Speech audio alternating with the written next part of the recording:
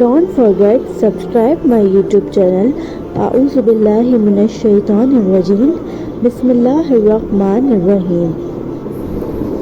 انہوں نے ابن عباس رضی اللہ تعالیٰ عنہ سے کلام الہی کی تفسیر کے سلسلے میں سنا کہ رسول اللہ صلی اللہ علیہ وآلہ وسلم نزول قرآن کے وقت بہت سختی محسوس فرمایا کرتے تھے، اور اس کی علامتوں میں سے یہ تھی کہ قیادت کرنے کے لیے آپ اپنے ہونٹوں کو ہلایا کرتے تھے۔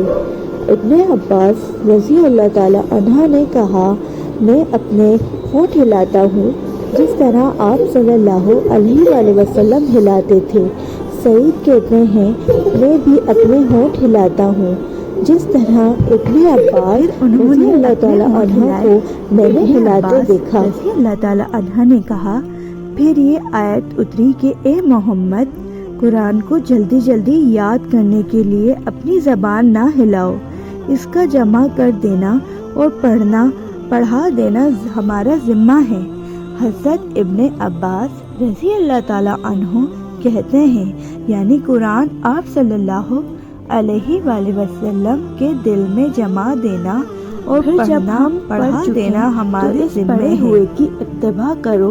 ابن عباس رضی اللہ تعالیٰ عنہ فرماتے ہیں، اس کا مطلب یہ ہے کہ آپ اس کو خاموشی کے ساتھ سنتے رہو، اس کے بعد مطلب سمجھا دینا ہمارے ذمے ہے، پھر یقیناً ہماری ذمہ داری ہے کہ آپ اس کو پڑھو، یعنی اس کو محفوظ کر سکو۔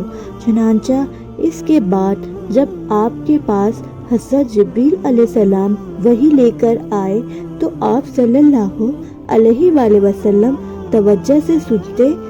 جب وہ چلے جاتے تو رسول اللہ صلی اللہ علیہ وآلہ وسلم اس وحی کو اس طرح پڑھتے جس طرح حضرت جبریل علیہ السلام نے انہیں پڑھایا تھا۔